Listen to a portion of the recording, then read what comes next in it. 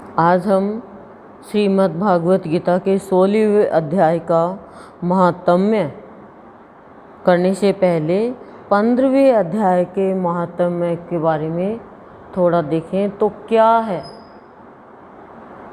उसमें कि मनुष्य यदि बुरा सोचता है और उस समय उसकी मृत्यु हो जाती है तो उसको खराब योनि मिलती है कि नहीं मिलती। अब ये हर मनुष्य को अपने ऊपर लेना चाहिए कि हमारे अंदर में किसी के भी प्रति बुरी सोच नहीं हो।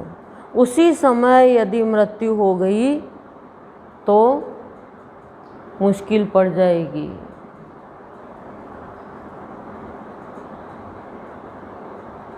और अध्याय में क्या बताया था? अध्याय में बताया था कि मैं ही पुरुषोत्तम हूँ, मैं ही सब कुछ का करने वाला हूँ। करने वाला मनुष्य दिख रहा है लेकिन कर मैं रहा हूँ। खाने वाला मनुष्य दिख रहा है लेकिन खा मैं रहा हूँ। व्यवहार करने वाला मनुष्य दिख रहा है लेकिन मैं कर रहा हूँ। देखने वाला ऐसे मनुष्य सोच रहा मैं देख रहा हूँ लेकिन भीतर से मैं देख रहा हूँ। यदि मैं नहीं देखूँ तो मनुष्य की आंखें तो मेरे निकलने के बाद भी रहेगी, तो मनुष्य में इतनी ताकत थोड़ी है कि वो देख ले। क्यों? यही तो ज्ञान था ना विशेष। और जो भी इंद्रिया है, कर्मेंद्रिया है और इनके जो विषय है वो सब के द्वारा मैं ही ग्रहण कर रहा हूँ। तो आज 16वें अध्याय के महात्म्य में बता रहे हैं, श्री महादेव जी कहते हैं, पार्वती अब मैं गीता के 16वें अध्याय का महात्म्य बताऊंगा, सुनो। गुजरात में सौराष्ट्र नामक एक नगर है। वहाँ खड़गबाहु नाम के राजा राज्य करते थे, जो दूसरे इंद्र के समान प्रतापी थे। बता दिया कि गुजरात में सौराष्ट्र नामक एक नगर है, वहाँ खड़गबाहु नाम के राजा राज्य करते थे, जो दूसरे इंद्र के समान प्रतापी थे। उनके एक हाथी था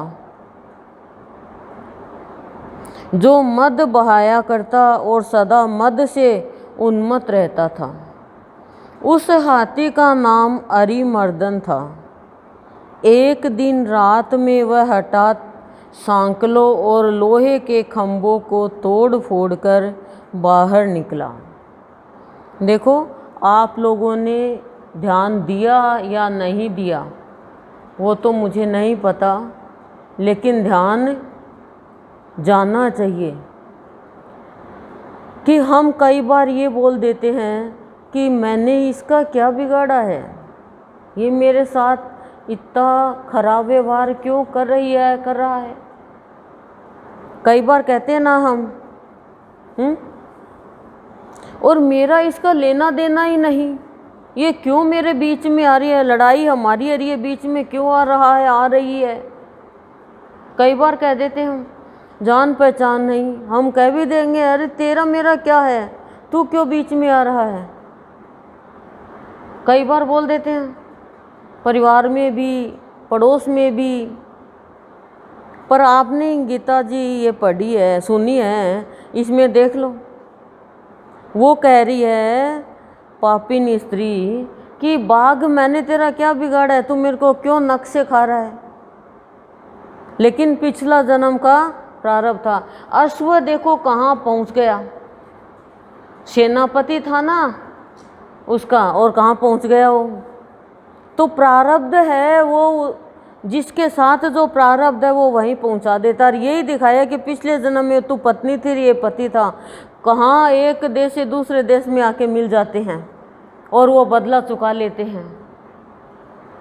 चुकाते हैं कि नहीं चुकाते, बोलो आप। तो फिर ये चीज़ तो नोट करो आप। आप में मेरे को ये बताओ कि आप मनुष्य मानव हो कि पशु हो? मानते हो आप मानव है, तो मानव हो तो मानव के जैसे समझ तो होनी चाहिए ना। हमारे अंदर जो समझ है वो तो पशुओं के जैसी है। पशु भी कुछ नहीं लेता। पशु क्या लेता है? पशु को गंदी चीज़ दे दे तो गंदी ले लेता, मिट्टी में डाल दी तो मिट्टी की भी उठा के खा लेता है। और हम भी गंदी बात लेते हैं, खराब बात लेते हैं, अच्छी को भी हम तो खराब कर देते हैं। हम तो पशु से भी, पशु की कैटेगरी से भी खराब हो गए। अरे वो कहते हैं हमारे तो हाथ नहीं है। देखो हर महात्म में हमें यही बताया है कि कहाँ से कहाँ मिल जाते हैं पति पत्नी। एक देखो वो उसकी खोपड़ी में गिर गए दोनों, और पति पत्नी थे अलग अलग योनि में होकर भी, तो कर्म के हिसाब से योनि मिलेगी।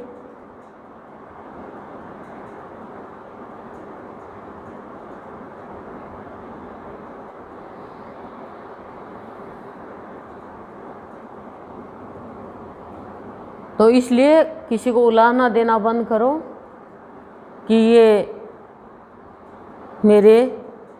मेरे साथ क्यों कर रहा है ऐसे। सब प्रारब्ध के अनुसार बंधे हुए हैं, और कोई अच्छा काम कर रहा है और उसको हम रोक लगा रहे हैं, तो ये मान के चलो ये भी प्रारब्ध ही है। हम कहेंगे देख कितना काम बिगाड़ दिया। ऐसे भी मत कहो बिगाड़ दिया, अपनी वाणी खराब मत करो। सामने वाला जब समझेगा जब ठोकर लगेगी। मनुष्य की एक प्रकृति है, मनुष्य बिना ठोकर लगे नहीं समझता है। नहीं तो ठोकर लगे ही नहीं, ठाकुर लगे, ठाकुर की बातें लगे। तू बहुत अच्छी है, तेरे अंदर सारे गुण हैं, बेशरम कहीं की। अब उसको वो बात छुप गई, तूने मेरे को बेशरम कहा।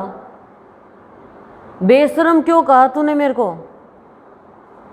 मैंने ये भी तो कहा तू बहुत अच्छी है, तू बहुत सुंदर है, तेरे में गुण। नहीं वो तो साइड में कर, वो तो साइड में कर, तूने मेरे को बेशरम क्यों कहा? अब मनुष्य ने क्या लिया? और देखो बेशरम तो होना ही पड़ता है।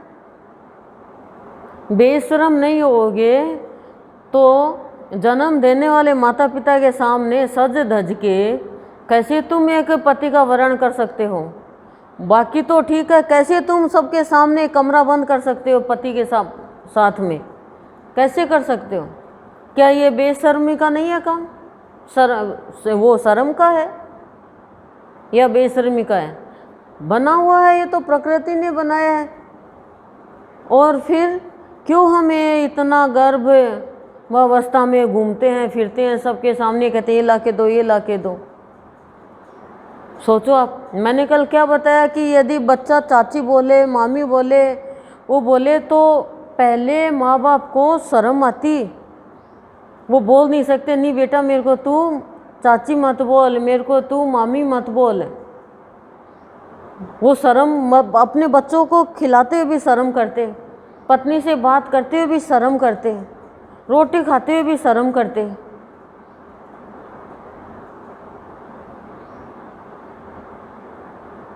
अब बताओ बेशरम नहीं हुआ क्या? अब खाते टाइम आपको शर्म आएगी तो क्या भूखे मरोगे? एक दिन शर्म आएगी, 2 दिन शर्म आएगी, तीसरे दिन तो खानी पड़ेगी।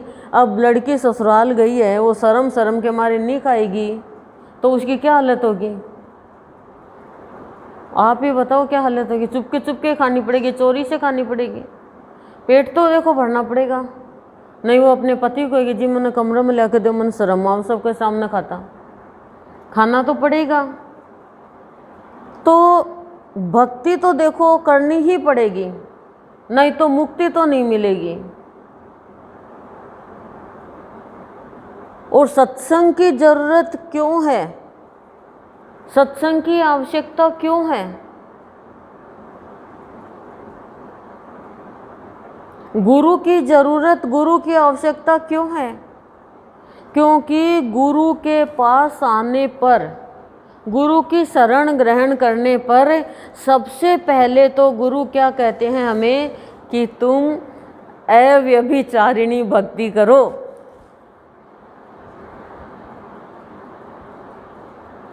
मैं जबरदस्ती नहीं करती आपके साथ, लेकिन गुरु जो शरण में लेता है उससे व्यभिचारिणी भक्ति नहीं करवाते। अब आपका पति आपके पास बैठा है और आप किसी और से भी प्यार करती हो, वो आ गया और आप उससे बात कर रहे हो, तो आपकी पूरी पिलानी में बदनामी नहीं हो जाएगी क्या?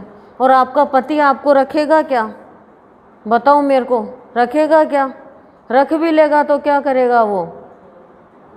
तो गुरुदेव, आप व्यभिचारिणी भक्ति करोगे तो गुरुदेव आपको अपना कैसे मान लेंगे? आप तो धोखेबाज हो ना। आप तो ये कह दोगे नहीं पति तो है, लेकिन देवर को, जेठ को, ससुर को, फूफे को, इन सबको भी तो मुझे अपना मानना ही पड़ेगा। उनका आशीर्वाद दो, लेकिन पति के दर्जा थोड़ी दे दोगे किसी को। इष्ट एक होता है, पति एक होता है। भगवान ने साफ कह दिया कि एक मैं ही हूँ खाली। गुरुदेव ने ये कहा कि आप एक इष्ट को मानो, किसी को भी मानो, पर गुरुदेव ने कह दिया एक इष्ट को मानो। पर मैं तो आपको डंके की चोट ये कहती हूँ कि आपको गुणातीत होना है, तीनों गुणों से ऊपर उठना है। अब किसको उठना है? तीनों गुणों से ऊपर किसको उठना है? ऊपर हाथ करके बताओ। तीनों गुणों से ऊपर कोई ऐसे खाली जोठी मुठी में कर रहा है ना, उसका तो कोई अमान्य नहीं होगा। और एकदम ऐसे हाँ जी मैं तीनों गुणों से ऊपर उठना चाहती हूँ, ऐसे तो आपको अव्यभिचारिणी भक्ति करनी ही पड़ेगी। आज नहीं तो कल, नहीं तो अगला जन्म, जन्म अगला होगा फिर। क्यों? क्योंकि आप बताओ, 7 मामा का भांजा, बोलो, भूखा रह जाए, भूखा रह जाएगा, वो ही भक्ति में है। आप समझ ले हो, मैं तो आपका बुरा नहीं चाह रही, मैं आपका अच्छा चाह रही हूँ। आपके अंदर एक इष्ट के प्रति प्यार नहीं होगा तो आपका स्तर ऊंचा नहीं बढ़ेगा भाई। आपकी उच्च भक्ति नहीं होगी, आपको श्रेष्ठत्व की प्राप्ति नहीं होगी। क्यों नहीं होगी? क्योंकि मैं तो ये कहती हूँ कि एक अपना, मैं जो गुरुदेव को मानती हूँ उनको आप ब्रह्मा मानो, आप उनको विष्णु मानो, आप उनको शिव मानो, आप उनको राम मानो, आप उनको कृष्ण मानो, उस रूप में भी देखो, और आप उनको देवी भी मानो, चाहे जो रूप आपको पसंद है वो मानो। लेकिन गुरु की भक्ति, संत की भक्ति जो मैंने की है वो मैं आपको बता रही हूँ, जब तक वो आपका इष्ट नहीं होगा तब तक आप समझ ही नहीं पाओगे कि मनुष्य जीवन की विशेषता क्या है, जीवन का महात्म्य क्या है। क्योंकि गुरु की भक्ति को उच्च भक्ति क्यों कहा जाता है? आप ध्यान से सुनना, यदि आपके बात लग गई, चोट कर गई, तो आप नतमस्तक हो जाओगे, और नहीं लगी तो तन के रहोगे, बिगड़ जाएगा जीवन। गुरु जो होते हैं ना, गुरुदेव को आप किसी भी रूप में देखो, अपने एक इष्ट के रूप में कि मेरा रखवाला मेरा गुरु है। आप गुरु के देव के पास आते हो और आप ये कहते हो गुरुदेव आपके पास आकर के मैंने तो, और आपके पास आके चारों धामों की यात्रा कर ली, और आपके भावों को सुनकर मैंने सभी तीर्थों में स्नान कर लिया। पर ये भाव कब बनेगा? जब गुरुदेव ही आपका इष्ट होगा। गुरु इष्ट बनेगा तो क्लिष्ट भक्ति से छुटकारा मिल जाएगा। और सबसे बड़ी बात, गुरुदेव जो है वो पश्चाताप करवाते हैं। गुरु की भक्ति में सबसे पहले गुरुदेव पश्चाताप करवाते हैं कि जिससे जो भी कुछ किया है वो धुल जाए। बहुत बड़ी भक्ति कही है गुरु की, इसलिए कि मैंने गुरुदेव यदि किसी चींटी को भी मन वाणी कर्म से, विचार से, भावना से और हिंसा करी है, सोचा भी है बुरा, किसी का भी, पशु का भी अनादर किया है, पक्षी का अनादर किया है, जीव जंतु का अनादर किया है, मानव का अनादर किया है, रिश्तेदारों का अनादर किया है, तो हे नाथ मैं हृदय से पश्चाताप करती हूँ, मुझे क्षमा करो। मैंने भेदभाव किया, किसी को छोटी जाति का देखा है, किसी को हेय दृष्टि से देखा है, अपने आप को सबसे ऊंचा माना, दूसरों को नीचा माना है। गुरु की भक्ति में ये सिखाया जाता है। लेकिन इष्ट है तो नहीं, किस किस को कहोगे? यहाँ गुरुदेव को कह दोगे, बाहर जाके हनुमान जी को कह दोगे, सुनेंगे नहीं, एक भी भगवान नहीं सुनेगा। करते रहो चाहे। तुम ज़्यादा समझदार हो ना, तो भगवान चालाकों का चालाक है और चतुरों से भी ज़्यादा चतुर है। और तुम जो युक्ति लगाते हो छुप छुप के, भगवान की युक्ति तो आप समझ ही नहीं पाते। कृष्ण भगवान ने तो क्या युक्ति लगाई, नहीं तो बर्बरिक के पास तो इतनी शक्ति थी, भगवान ने क्या युक्ति लगाई। लेकिन फिर भी आप लोगों की बुद्धि में स्थिरता नहीं आ रही है। क्यों? क्योंकि स्थिर भक्ति तो गुरु कराता है। गुरु आपका इष्ट है नहीं किसी का।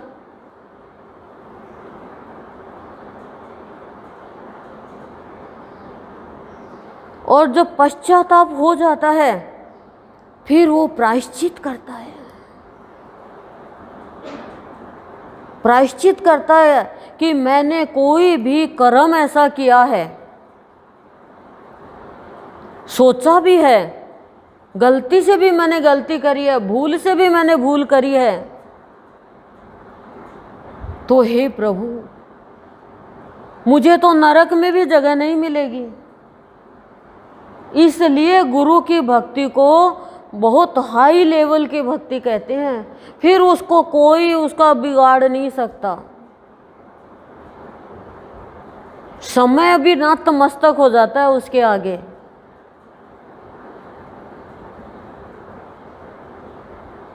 आपने आज सुबह अमृतवाणी सुनी ना? क्या सुनी? क्या सुनी?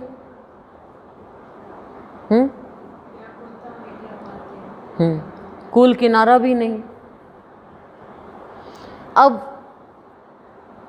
मीराबाई ने भक्ति करी, सुबह बहुत अच्छी खुली अमृतवाणी। वैसे मीराबाई ने भक्ति करी, व्याकुल हुई क्या वो?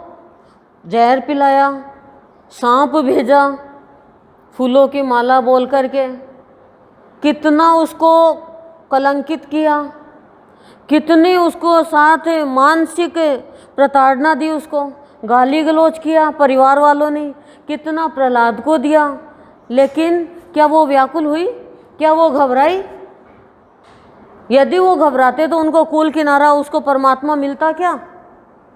माता बनासा इसी युग में हुई, मीराबाई इसी युग में हुई, तो क्या उनको कूल किनारा मिलता यदि वो घबरा जाती, व्याकुल हो जाती तो? और हम तो इतनी इंच बात से घबरा जाते हैं और एक दूसरे का बुरा सोचने लग जाते हैं। प्रायश्चित करवाते हैं गुरुदेव। और आपका एक इष्ट होगा तो मैं आपको प्रायश्चित भी करवाऊँ, पश्चाताप भी करवाऊँ, और जिसका एक इष्ट है उनका मैं करवाऊँगी भी। लेकिन जिनका एक इष्ट नहीं है उनको मैं नेड़े नहीं आने दूंगी। क्यों? क्योंकि मजाक थोड़ी है गुरु की भक्ति। कोई रास्ते चलती कोई मिट्टी थोड़ी है कि भाई हाँ उठा ली चलो। गुरु के पद की चिन्ह मिट्टी और रज है, वो तो कोई भाग्यशाली कोई मिलते, देखो देख यदि कोई ले जाएगा तो वो नकल में थोड़ी अकल आएगी। ये बताओ आप, कुछ नहीं मिलने वाला ऐसे। कुल किनारा यानी शांति, परमात्मा, परम गति। और हम घबरा जाते हैं क्योंकि हमारे अंदर विश्वास नहीं है। ऐसा नहीं हो फिर एंड में पश्चाताप करना पड़े, प्रायश्चित करना पड़े।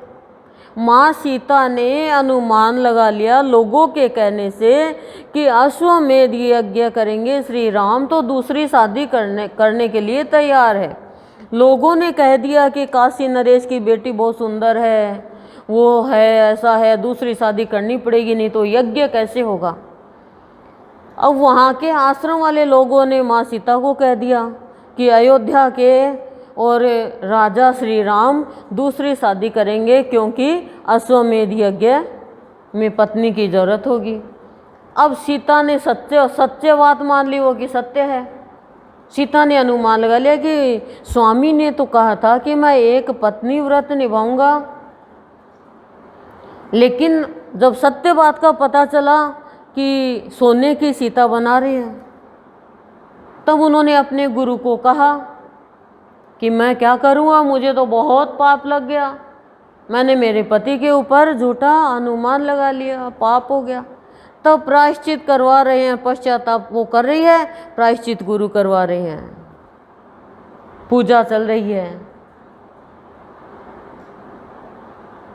और आप लोग क्या सोचते हो, बस आप तो एक सत्संग में आ गई और फिर डींगे हाँकती हुई वहाँ चली गई, वहाँ चली गई, वहाँ चली गई। तो क्या सर्वव्यापी भगवान है, ऐसे भक्ति वालों को स्थिरता देंगे क्या? स्थिरता खुद ही नहीं ले पा रहा है प्राणी। दर्शन भी नहीं मिलेंगे ऐसे को। दुर्योधन ने क्या कहा, तो ग्वाला है, ऐसे ही है, बेकार है। क्यों? दुर्योधन के आगे माया आ रही थी तो भगवान ने अपना सामर्थ्य उसको अनुभव ही नहीं होने दिया। तो गुरुदेव ही अपना सामर्थ्य अनुभव कैसे होने देंगे?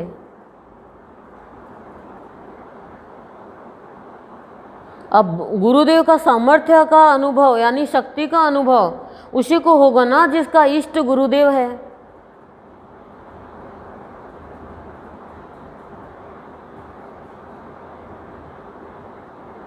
आपके बच्चे हैं और आपका एक बच्चा आपका अनादर कर रहा है, तो क्या आप उसका बुरा चाहोगे? तो फिर आप देवी देवता को इतना नीचा सोच लेते हो कि वो हमारा बुरा कर देंगे। आपका बुरा वो करेंगे नहीं, आप करवाओगे कहकर कि हमारा बुरा करेंगे, वो कह के करवाते हो आप। और इंद्र कर भी देगा तो कृष्ण बचाएगा।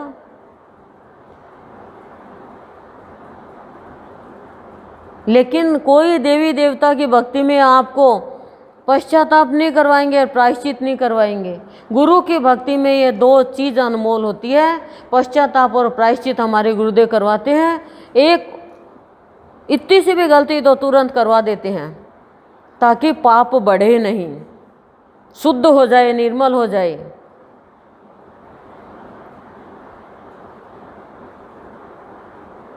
सुबह तो एक डॉक्टर की दवाई ले ली, शाम को दूसरे डॉक्टर की दवाई ले ली। अब दोनों जब दवाई मिली तो बीमारी बढ़ गई ठीक होने की बजाय। अब बताओ, ये तो आपको पता ही है ना कि एक डॉक्टर का इलाज समझ में आ गया तो उसका ही ले, एक के समझ में आ गया, एक के समझ में नहीं आया। अब क्या करें, पैसे लग गए, दवाई तो लेनी पड़ेगी, हैं? ठीक हो गई, दवाई तो लेनी पड़ेगी। 1 महीने की दवाई है, 15 दिन में आप ठीक हो गए तो आप 15 दिन की दवाई नहीं लोगे और आपको नॉलेज नहीं, दवाई तो लेनी पड़ेगी चाहे ठीक हो जाओ। पैसे लगे रहे तो कौन सी वो काम करेगी तुम्हारे अंदर, हैं? तो वो ही बस आप दवाई ये काम कर रहे हो। आप गुरु मिल गया फिर भी ना, धोख तो मारनी ही पड़ेगी। धोख की रोक गुरु तो हटाते ही हैं।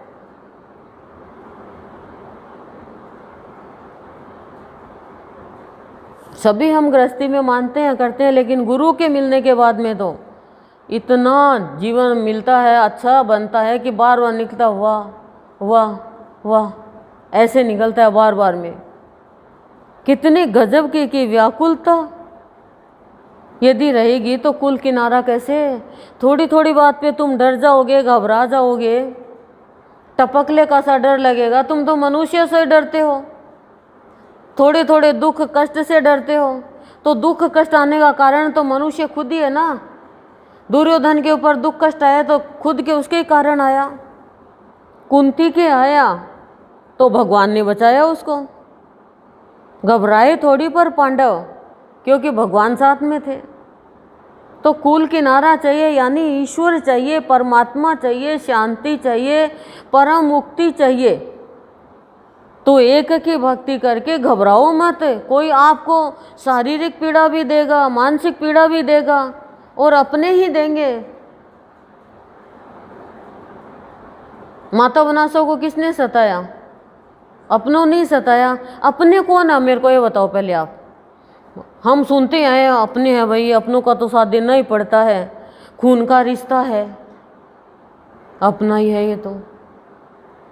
लेकिन कृष्ण भगवान कहते हैं कि अपना कौन है? अर्जुन बता कौन है अपना? जो सात्विक कर्म में साथ दे, जो सात्विक विचारधारा में साथ दे, जो धर्म के कार्य में तेरे साथ चले, वो तेरा अपना है।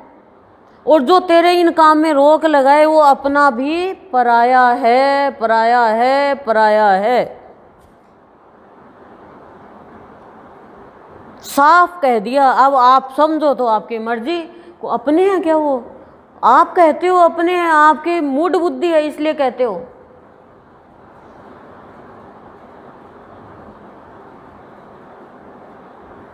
गुरु का ज्ञान मिल जाएगा तब पता चलेगा।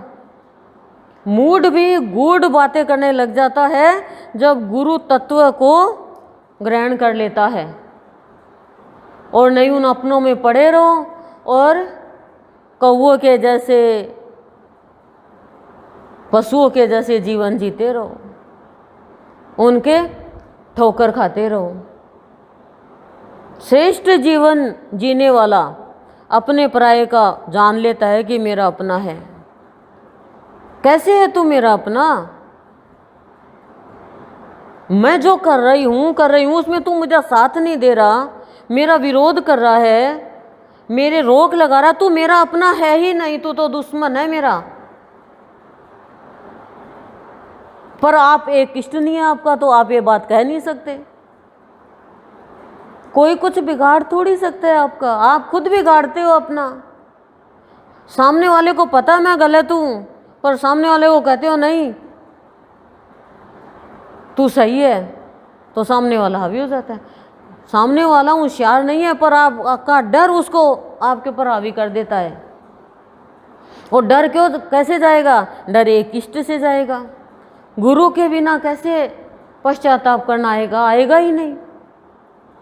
गुरु ही सिखाता है प्रायश्चित करना। आप अपनी मर्जी से कहे चाहे कुछ भी कर लो, अपनी मर्जी से आप क्या भक्ति करते हो?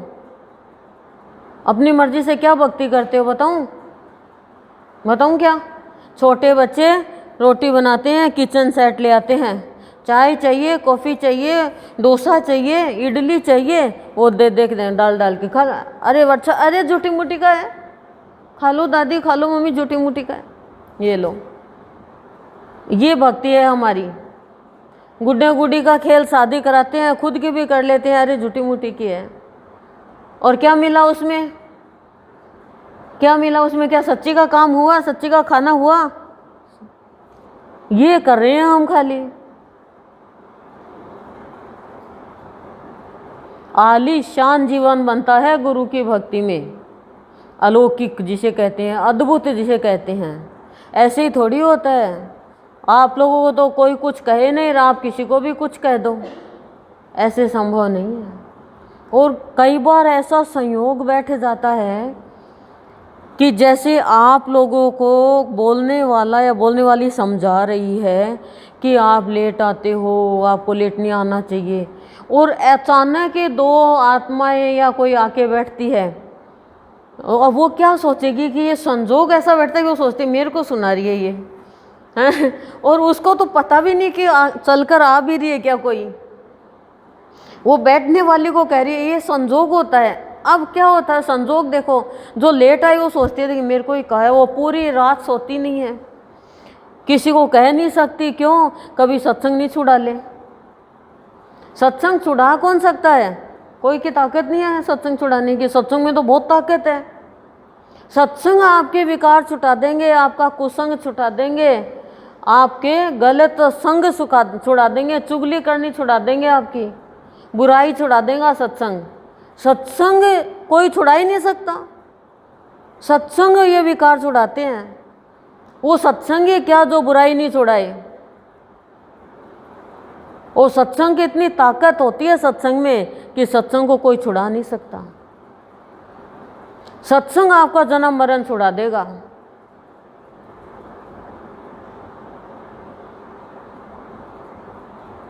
असत्य छुड़ाता है सत्संग, मिथ्या आचरण छुड़ाता है सत्संग, अभाव छुड़ाता है सत्संग, दिखावा छुड़ाता है सत्संग, भटकन छुड़ाता है सत्संग, और औपचारिकता छुटाता है सत्संग।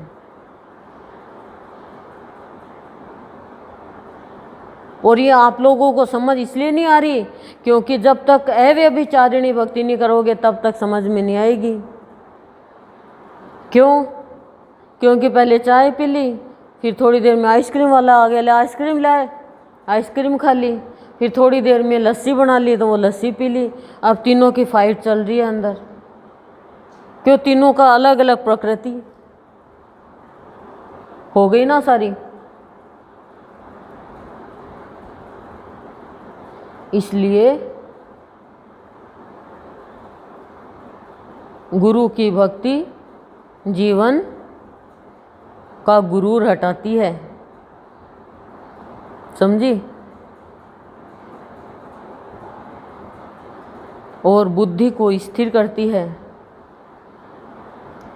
बहुत ऊंची भक्ति है भाई, बहुत ऊंची भक्ति है। अब आप लोगों के क्यों नहीं पल्ले पड़ रही, क्यों नहीं आपके हृदय में जाके बात लग रही, मुझे कुछ नहीं पता चल रहा अभी। और गुरु की भक्ति अभय करती है, देखो मान लज्जा भय का भय छुटाती है, इतनी ऊंची भक्ति होती है। फिर भी आपके मान लज्जा भय को क्यों लिए हुए रह बैठी हो आप मेरे तो समझ में नहीं आ रहा। मैं तो आपके सामने नासमझ हो गई।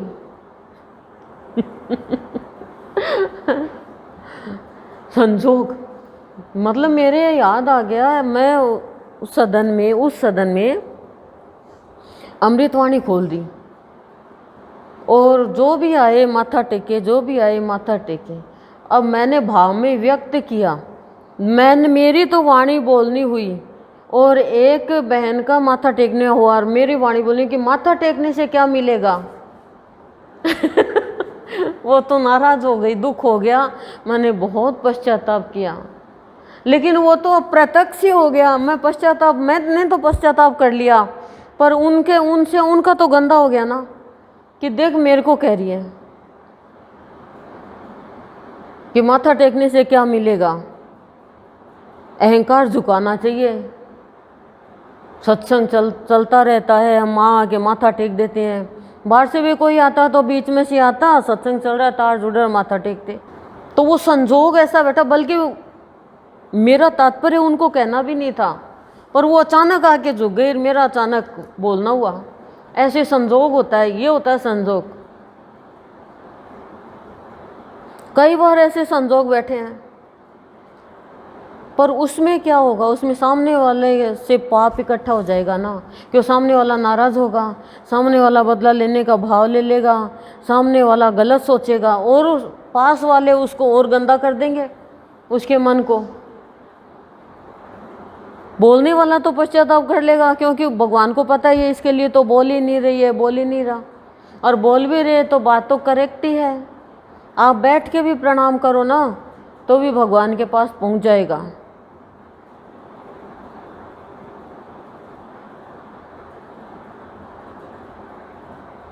लेकिन हमने सीखा यही है। हाथीवान उसके दोनों ओर अंकुश लेकर डरा रहे थे, किंतु क्रोधवश उन सब की अवहेलना करके उसने अपने रहने के स्थान हथिसार को ढहा दिया। हाथी में तो ताकत बहुत होती है।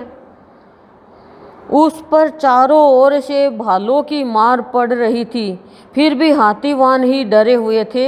हाथी को तनिक भी भय नहीं होता था। इस कौतूहलपूर्ण घटना को सुनकर राजा स्वयं हाथी को मनाने की कला में निपुण राजकुमारों के साथ वहां आए। आकर उन्होंने उस बलवान दंतेले हाथी को देखा। नगर के निवासी अन्य काम धंधों की चिंता छोड़ अपने बालकों को भय से बचाते हुए बहुत दूर खड़े होकर उस महाभयंकर गजराज को देखते रहे। इसी समय कोई ब्राह्मण तालाब से नहाकर उसी मार्ग से लौटे। वे गीता के 16वें अध्याय के अभयम यानी अभय जो है उसके लिए आदि कुछ श्लोकों का जप कर रहे थे। पूर्ववासियों और पीलवानों यानी महावतों ने उन्हें बहुत मना किया, किंतु उन्होंने किसी की न मानी। उन्हें हाथी से भय नहीं था, इसलिए वे विचलित नहीं हुए। उधर हाथी अपने फुत्कार से चारों दिशाओं को व्याप्त करता हुआ लोगों को कुचल रहा था। वे ब्राह्मण उसके बहते हुए मद को हाथ से छूकर कुशल पूर्वक निर्भयता से निकल गए। इससे वहाँ राजा तथा देखने वाले पूर्ववासियों के मन में इतना विस्मय हुआ कि उसका वर्णन नहीं हो सकता। राजा के कमल नेत्र चकित हो उठे थे। उन्होंने ब्राह्मण को बुला सवारी से उतरकर उन्हें प्रणाम किया और पूछा, ब्राह्मण, आज आपने यह महान अलौकिक कार्य किया है, क्योंकि इस काल के समान भयंकर गजराज के सामने से आप सकुशल लौट आए। प्रभु, आप किस देवता का पूजन तथा किस मंत्र का जप करते हैं? बताइए, आपने कौन सी सिद्धि प्राप्त की है? ब्राह्मण ने कहा, राजन, मैं प्रतिदिन गीता के 16वें अध्याय के कुछ श्लोकों का जप किया करता हूँ, इसी से ये सारी सिद्धियाँ प्राप्त हुई है। श्री महादेव जी कहते हैं, तब हाथी का कौतूहल देखने की इच्छा छोड़कर, यानी कौतूहल मतलब आश्चर्य, राजा ब्राह्मण देवता को साथ ले अपने महल में आए। वहाँ शुभ मुहूर्त देखकर 1,00,000 स्वर्ण मुद्राओं की दक्षिणा दे उन्होंने ब्राह्मण को संतुष्ट किया और उनसे गीता मंत्र की दीक्षा ली। गीता के 16वें अध्याय के अभयम आदि कुछ श्लोकों का अभ्यास कर लेने के बाद उनके मन में हाथी को छोड़कर उसके कौतुक देखने की इच्छा जागृत हुई। अभय मतलब जिसको कोई डर नहीं हो, भय नहीं हो। फिर तो एक दिन सैनिकों के साथ बाहर निकलकर राजा ने हाथीवानों से उसी मत गजराज का बंधन खुलवाया। वे निर्भय हो गए। राज्य के सुख विलास के प्रति आदर का भाव नहीं रहा। वे अपना जीवन तृणवत समझकर हाथी के सामने चले गए। साहसी मनुष्यों में अग्रगण्य राजा खड़गबाहु मंत्र पर विश्वास करके हाथी के समीप गए और मद की अनवरत धारा बहते हुए उसके गंड स्थल को हाथ से छूकर सकुशल लौट आए। काल के मुख से धार्मिक और खल के मुख से साधु पुरुष की भांति राजा उस गजराज के मुख से बचकर निकल आए। नगर में आने पर उन्होंने अपने राजकुमार को राज्य पर अभिषिक्त कर दिया तथा स्वयं गीता के 16वें अध्याय का पाठ करके परम गति की प्राप्ति की। मतलब 16वें अध्याय में इसमें बताया कि इसके मंत्र, कुछ मंत्र का जाप करने से अभय हो जाता है। हम भी जैसे गुरुदेव की संतमणि करते हैं, गुरुदेव की भावनिर्जनी सुनते हैं, सत्संग करते हैं, इससे हमारे अंदर भी हम क्या करते हैं, मान, लज्जा, भय तीनों चीज़ खत्म होती है। मनुष्य की उन्नति में बाधक क्या है? आप सब एक साथ में बताओ। मान, लज्जा, भय। तो फिर आप खुद को, आपको पता है, आपको ये पता है कि मेरी बॉडी में दर्द हो रहा है शरीर में, और आप क्या जहर खा लोगी? क्या आप पेन किलर लोगी, कॉम्बीफ्लेम लोगी, या और कोई पेन किलर जो भी तरह तरह की आती है वो लोगी? कि आप है कोई जुकाम की दवाई लोगी? आप क्या कहोगी, मेरे जुकाम थोड़े, मेरे तो बॉडी पेन कर रहा है, दर्द हो रहा है, मेरे तो दांत में दर्द हो रहा है, कि सिर में दर्द हो रहा है, कि पैर में दर्द हो रहा है, जो भी हो रहा है ये। तो आपको इस चीज़ का पता है कि मान, लज्जा, भय आपकी उन्नति में बाधक है। भगवान को पाने के लिए भी यही चीज़ बाधक है, लेकिन उसके बावजूद भी आपसे छूट नहीं रहा है। ऐसी बात नहीं है, आप छोड़ना नहीं चाह रहे, छोड़ने वाली भक्ति नहीं कर रहे हैं,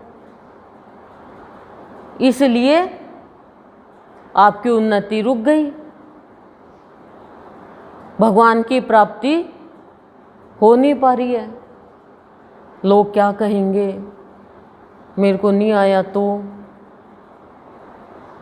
यही डर है।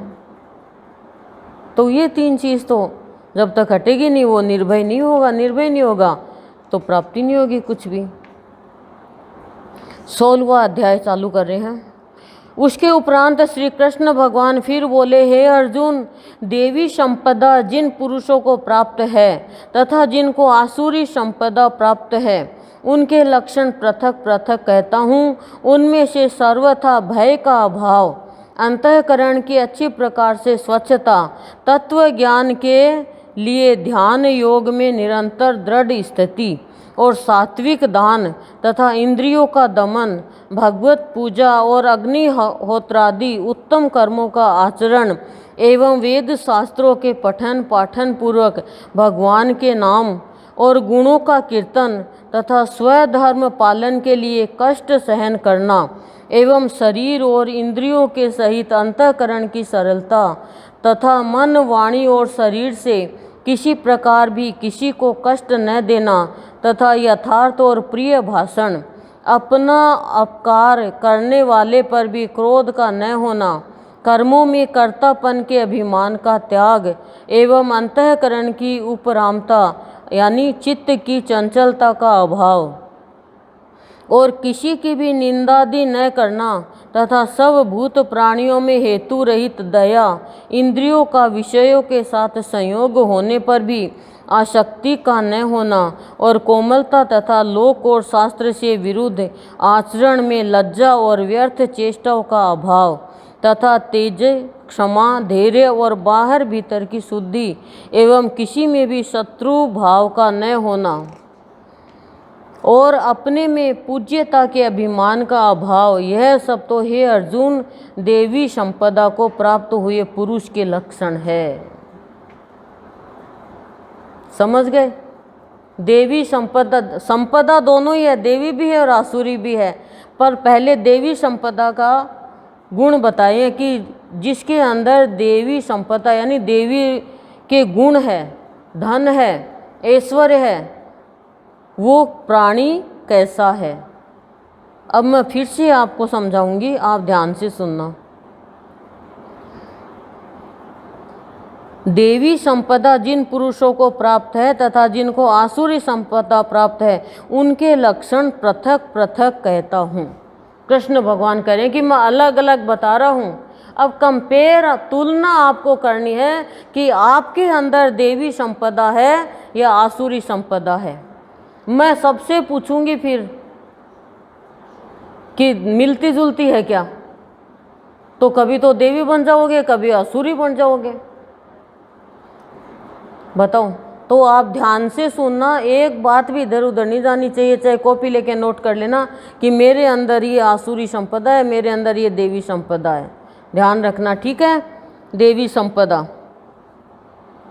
अलग अलग कहूँगा। पहले देवी संपदा का चल रहा है, आपके अंदर कितने हैं? मान ले इसमें 10 देवी संपदा के बताया, 10 आसुरी संपदा के बताया, इसमें से 5 है। 5 आसुरी संपदा के, 5 देवी संपदा के, तो कोई काम नहीं आएगा। क्यों? आपका कोई अच्छा होना है और उस समय आसुरी संपदा का गुण आ गया तो आपका बुरा हो जाएगा। अब जैसे कोई दुकान पे बैठा है और ग्राहक आ गया और आपको गुस्सा आ गया उस पे, तो आपकी कमाई खत्म। देवी संपदा वाला किसी की भी बद्दुआ नहीं लेता, समझ के चलना आप। सबसे बड़ा पाप होता है बद्दुआ लेना। अच्छा, कृष्ण भगवान अर्जुन को बता रहे हैं, तो आप सुनना देवी संपदा के लक्षण। उनमें से सर्वथा भय का अभाव। देवी संपदा वाले में सबसे पहले वो डरता नहीं है। प्रहलाद डरा क्या, मीरा डरी क्या, और ये डरा क्या, ये कौन ध्रुव डरा क्या, माता बनासा डरी क्या, कोई भी देख लो। आप तो छोटे से मनुष्य से डर जाते हो, जिसके कोई हस्ती नहीं उसे डर जाते हो। अब क्या होगा? सबसे पहला गुण भय का अभाव, यानी भय की कमी होती है उसमें। तो आपके अंदर है ये देवी गुण? बोलो, जिसमें है वो तो अंदर ही अंदर खुश हो रहा है। भय का अभाव, ठीक है। अंतःकरण की अच्छी प्रकार से स्वच्छता। दूसरा पॉइंट, गिनते जाना आप। मैं हो सकता है मैं भाव में बह जाऊं तो फिर मैं काउंटिंग इधर उधर कर देती हूँ, आप पॉइंट डालते जाओ। अंतःकरण की अच्छी तरह से स्वच्छता, यानी अच्छी तरह का मतलब कि कई बार क्या, कहीं इधर उधर गंदगी रह जाती है छुपी हुई। हम कोई चीज़ बर्तन साफ करते हैं, थोड़ी सी भी विम लगी हुई रह गई डिश वॉश, तो वो वापस साफ करने डालते हैं। चाय पीते हैं, थोड़ी सी मलाई चिपके रह जाती है गिलास के, तो घिन आती है ना। तो अंतःकरण की अच्छी तरह शुद्धता, स्वच्छता मतलब। तत्व ज्ञान के लिए ध्यान योग में निरंतर दृढ़ स्थिति। तत्व ज्ञान के लिए यानी सही और गलत का ज्ञान, तत्व ज्ञान।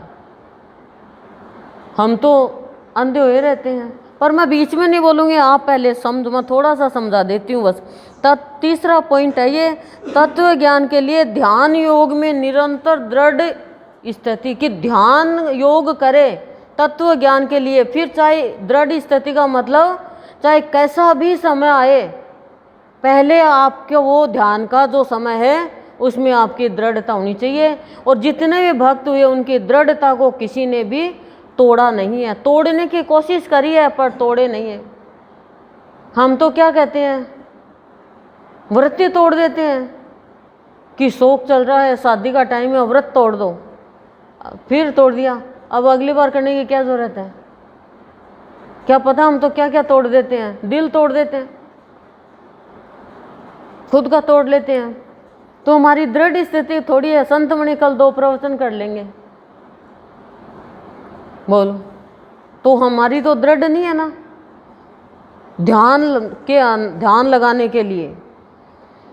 तीसरा गुण और दृढ़ स्थिति का इसमें बताया है।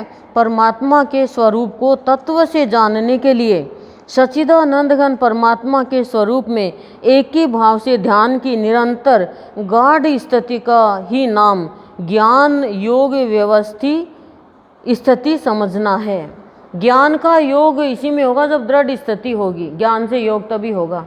आपके तो कोई भी छोटी मोटी वो आ जाती है, अभी श्राद्ध भी आ जाएगा तो आपके तो ध्यान योग, ये ध्यान योग चल रहा है, आप छोड़ दोगे। भाई आ गया तो छोड़ दोगे। भाई आया ही क्यों, सत्संग के टाइम आया तो भाई को लाओ यहाँ पे, और नहीं तो भाई 2 घंटा इंतजार करो बहन का। भाई को प्यार है तो 2 घंटा इंतजार करो, नहीं आया वैसे जाओ भैया, सत्संग पहले है हमारे। तो दृढ़ स्थिति तो ये होती है, आपके तो भाई पहले और ये भाई इंतजार करता ही रहो, फिर आपको क्या मिलेगा? वो भाई भी कहेगा करे भक्ति, कोई चल जाए तो भक्ति छोड़ दे। आप अंदर ही अंदर उनका अंतःकरण आपके इंसल्ट करेगा, करे भक्ति नहीं भाई, भक्ति करे तो ऊँच यार की करे, चाहे कोई जी चल जाओ आपकी भक्ति नहीं छोड़ रहे।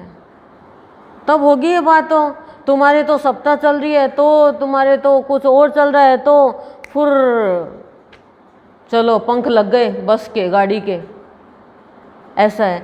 तो कैसे आप बताओ पाओगे? आपके कहाँ देवी संपदा है? आसुरी संपदा में कान खड़े होंगे। और सात्विक दान, दान नहीं बताया, सात्विक दान। अब सात्विक दान क्या बता रहे हैं आप समझ जाओगे। सात्विक दान मतलब अच्छी बातों का, पात्रता के अनुसार किसी को देना, ज्ञान की बातों का किसी को देना, अच्छे रास्ते पे चलाना, तथा इंद्रियों का दमन। अब ये आपको समझाऊंगे तब तो टाइम लग जाएगा, बहुत टाइम लग जाएगा। ये तो बहुत ज़्यादा ना, दमन का तो मतलब इंद्रियों का रोकना विषय वासना में जाने से। इंद्रियों का दमन है क्या? भगवत पूजा और अग्निहोत्रादि उत्तम कर्मों का आचरण एवं वेद शास्त्रों के पठन पाठन पूर्वक भगवान के नाम और गुणों का कीर्तन। बोलो क्या बताया? भगवत पूजा और अग्निहोत्रादि उत्तम कर्मों का, यानी यज्ञ वगैरह करते हैं उसके उत्तम कर्मों का आचरण, बस आचरण उत्तम कर्मों का ही होना चाहिए, फिर बुरे कर्मों का आचरण नहीं हो। और वेद शास्त्र के पठन पाठन पूर्वक, जो भगवान के ग्रंथ है उनके पठन पाठन पूर्वक भगवान के नाम और गुणों का ही कीर्तन होना चाहिए। भगवान के नाम और गुण कि भगवान में क्या गुण है और भगवान के नाम का कीर्तन, ये क्या आप में है देवी संपदा? आप तो भगवान के गुण कर रही हो, बीच बीच में फिर मनुष्य के गुण गाने लग जाते हो। बोलो। तथा स्वधर्म पालन के लिए कष्ट सहन करना। स्वधर्म पालन, स्वधर्म सबसे बड़ा धर्म है जो आत्मा का है। ये धर्म का पालन कर रहे हैं, हम सत्संग कर रहे हो, लेकिन अंदर भी कुछ और चल रहा है, अधर्म की बात चल रही है, तो स्वधर्म का पालन नहीं हो रहा है। उसके लिए कष्ट सहन करना मतलब थोड़ा भूखा भी मरना पड़े, थोड़ी नींद भी निकालनी पड़े, बुखार सी हो रही है तो भी आना पड़े, पेपर देने जाते कि नहीं जाते, लेकिन हम ये कोई कष्ट सहन नहीं कर सकते। सीधा सीधा हमें मिल जाए तो ठीक है, तो वो मनुष्य की कैटेगरी में नहीं आता है। मनुष्य होते हुए भी वो मनुष्य के गुण नहीं है उसमें, वो अपने आप में चाहे मनुष्य मान ले। और कीर्तन के नाम पे तो बस तन को ही नचाते हैं, नाचते हैं कीर्तन के नाम पे। तो कीर्तन में तो सात्विक विचार प्रकट हो जाते हैं, अंदर ही अंदर कीर्तन चलता है सत्संगियों का। एवं शरीर और इंद्रियों के सहित अंतःकरण की सरलता, शरीर में और इंद्रियों में और अंतःकरण में, इनमें सरलता का भाव, गरलता और कपटता नहीं। ये क्या है? देवी गुण है सरलता। मन तथा मन वाणी और शरीर से किसी प्रकार भी किसी को कष्ट न देना। बोलो, मन वाणी कर्म से किसी को किसी प्रकार का कष्ट नहीं देना, मतलब आपके कारण किसी को गुस्सा भी नहीं आए। ऐसे गुस्सा आए कोई को वो एक अलग बात है, गलत गुस्सा आए तो, लेकिन अब जैसे बहू है, वो आटा लगा रही है, पहले दिन पानी ज़्यादा डाल दिया, सास ने कहा बहू आटा में पानी लगा, कोई बात नहीं आज तो ये गाय को दे देंगे, थोड़ा थोड़ा पानी डाल के लगा। अब दूसरे दिन भी वैसे ही लगा दिया, तो सास ने कहा बहू कोई बात नहीं, तू भूल गई होगी, कल से तू ऐसा मत करना, थोड़ा थोड़ा पानी डालना। तीसरे दिन भी डाल दिया तो गुस्सा करना वाजिब हो गया। फिर वो कहे आप तो कहते हो गुस्सा करना ही नहीं चाहिए। अरे तो करना तो नहीं चाहिए, लेकिन नुकसान कितना हो रहा है। तो गुस्सा दिलाया गलत या सही?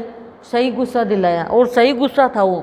कृष्ण भगवान को भी तो गुस्सा आया था, दुर्योधन नहीं माना तो शांति दूत बन के आए, तब भगवान को बांधने चल रहा है वो दुर्योधन, तो भगवान को आया गुस्सा।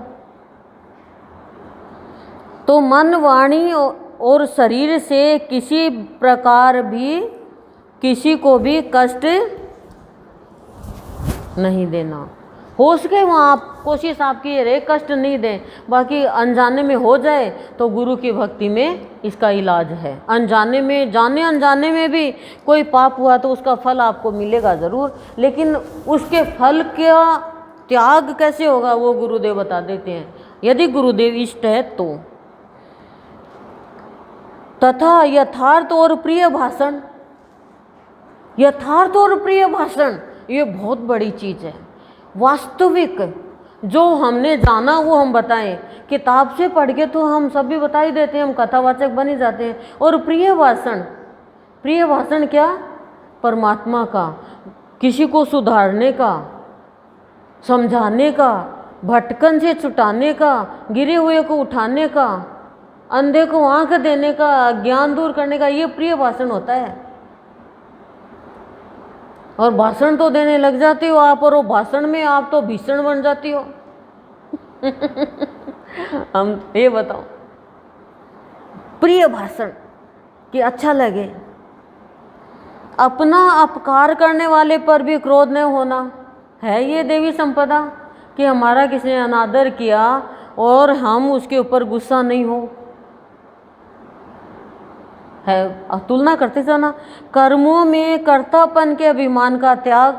हम जो कुछ भी कर रहे हैं उसमें हमारा कर्तापन है, क्या मैं है, क्या मैं करने वाली हूँ, इसका त्याग। हम तो 1 मिनट में कहते हैं ओ उस दिन मैं नहीं करती, तो बैठे रहते सब ऐसे ही, तुरंत कह देते हैं। कर्तापन का त्याग नहीं है इसका मतलब। एवं अंतःकरण की उपरामता यानी चित्त की चंचलता का अभाव। चित्त की चंचलता का अभाव यानी चित्त चंचल नहीं होना चाहिए, ये देवी संपदा, देवी गुण है। और किसी की भी निंदादि न करना। बहुत मुश्किल है, 2 लोग बैठेंगे और सबसे पहले ये करेंगे। तथा सब भूत प्राणियों में हेतु रहित दया। हेतु रहित दया, वाह वाह वाह, क्या गजब की बात है। देवी गुण है ये, हेतु रहित, यानी हम तो अपना हित देखते हैं तब हम उस पर दया करते हैं कि दया करें, अपने काम आएगी। हे भगवान, ये झाड़ू पोछा करने बीमार कैसे हो गई, ले दवाई ले जा, दूध पी लिए तू 2 दिन में ठीक हो गया ये हमारा हेतु है हेतु रहित दया करो, कि जिसमें कोई हेतु नहीं है, हमारा कुछ भी हित नहीं है, फिर भी हम दया कर रहे हैं। भगवान करते हैं ऐसा, ये देवी गुण है, बहुत गजब की बात है। और इंद्रियों का विषयों के साथ संयोग होने पर भी आसक्ति का न होना, कि इंद्रियों का विषयों के साथ, इंद्रियों को खूब भोग मिल रहा है लेकिन फिर भी उसमें आसक्ति नहीं है, निरासक्ति है।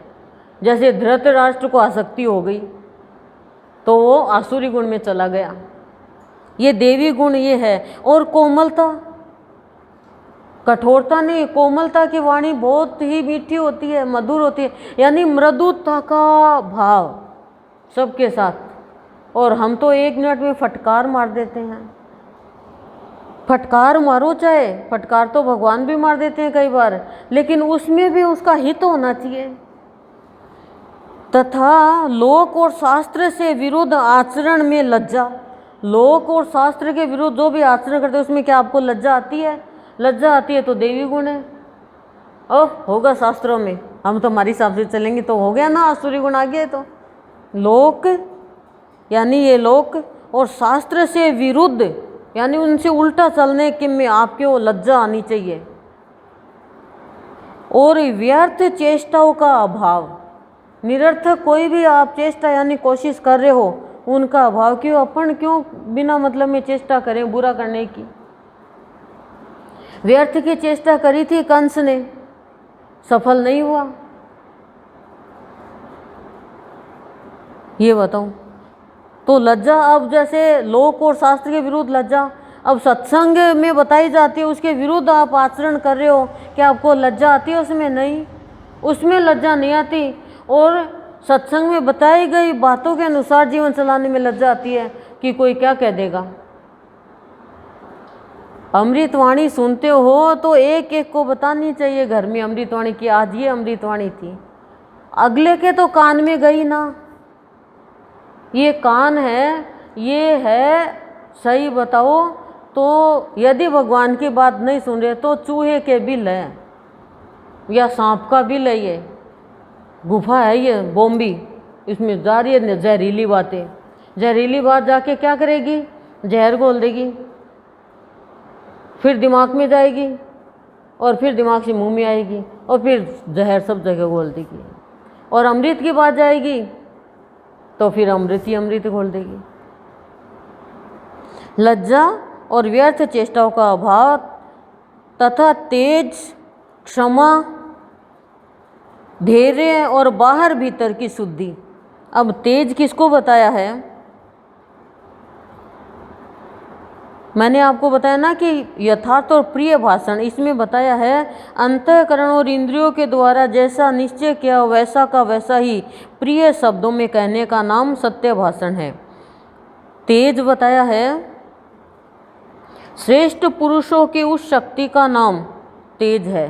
श्रेष्ठ पुरुषों की शक्ति का नाम तेज है कि जिसके प्रभाव से उनके सामने विषयासक्त और नीच प्रकृति वाले मनुष्य भी प्राय अन्यायाचरण से रुककर उसके कथनानुसार श्रेष्ठ कर्मों में प्रवृत्त हो जाते हैं।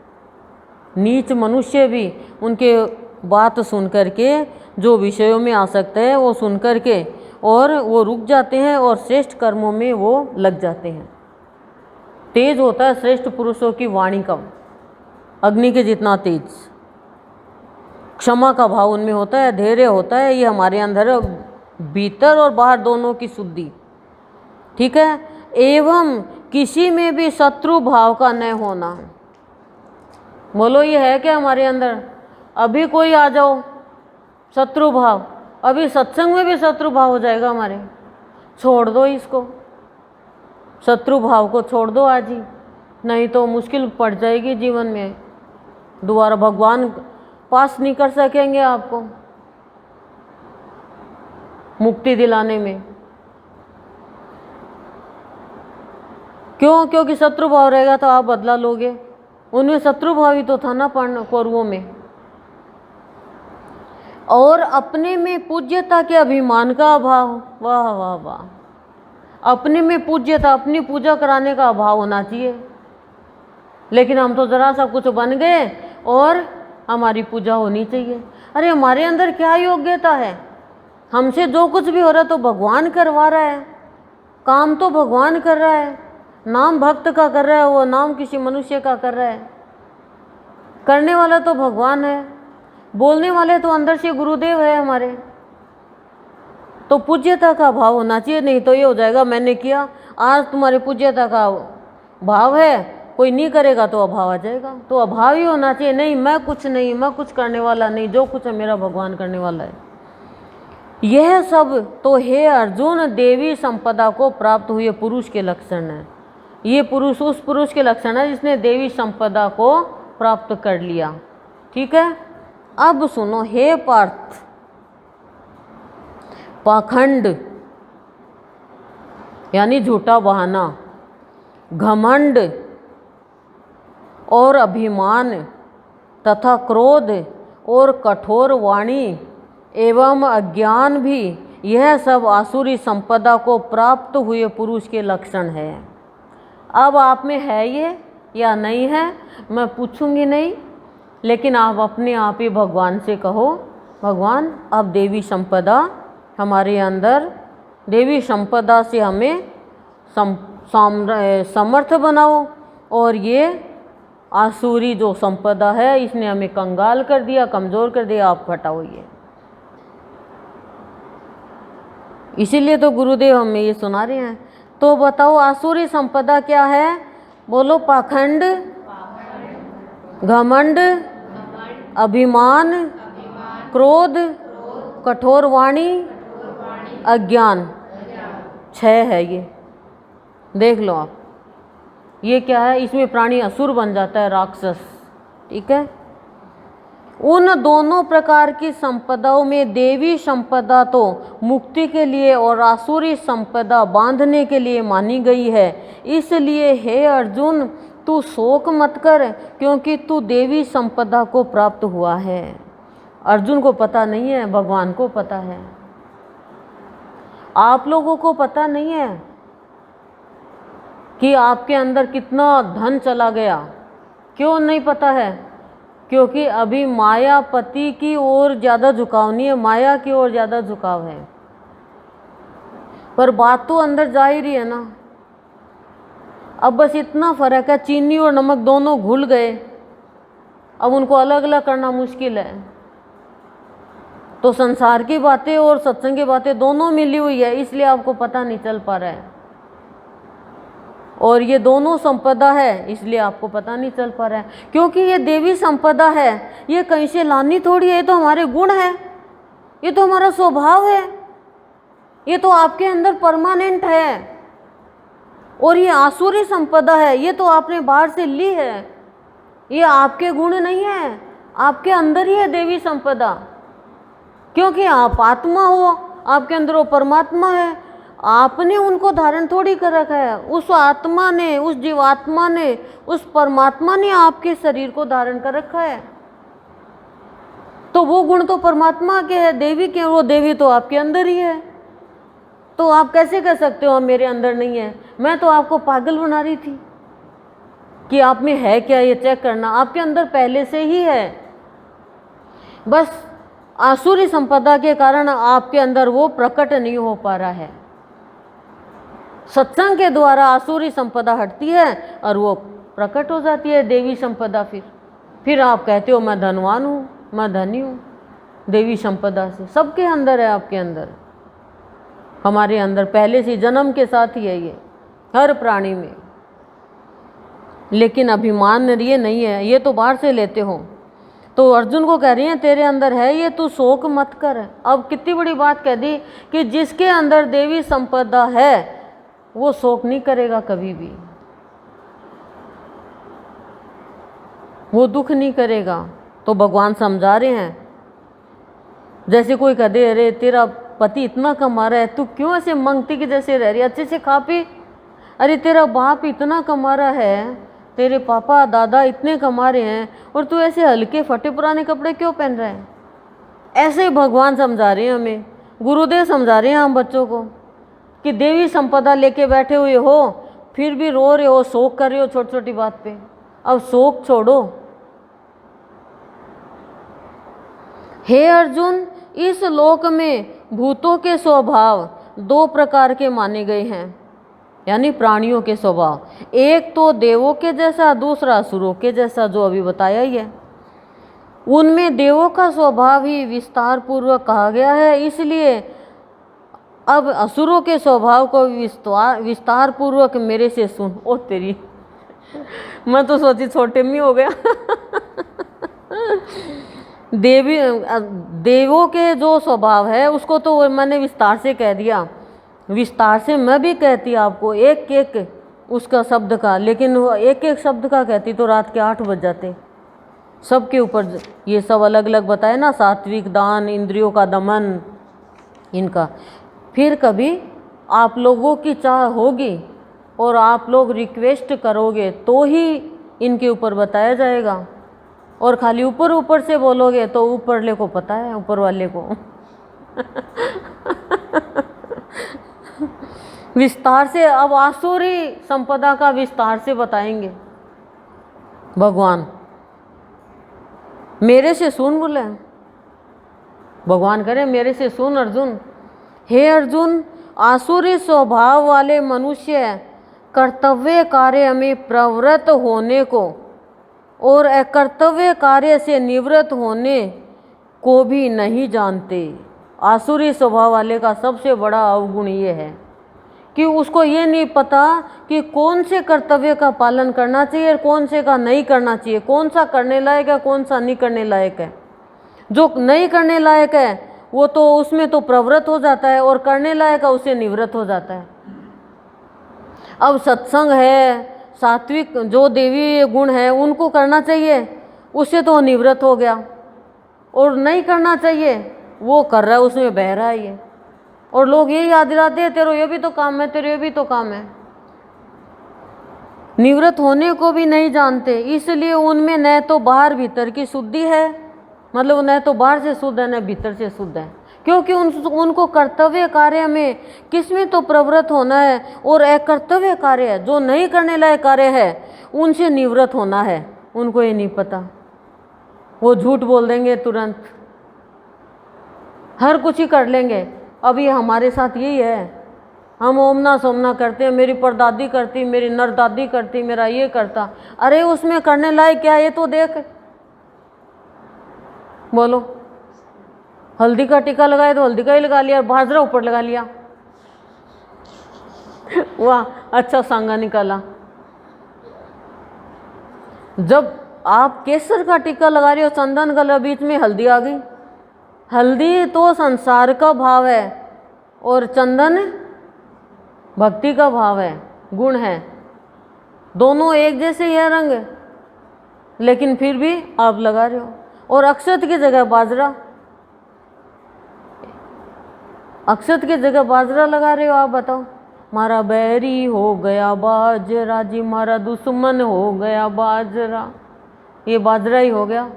छांट छांट के उनको, आजकल तो कौन करते हैं, आजकल तो देखो क्या बना बनाया काम, आटा ही लियो, गेहूँ भी नहीं होते।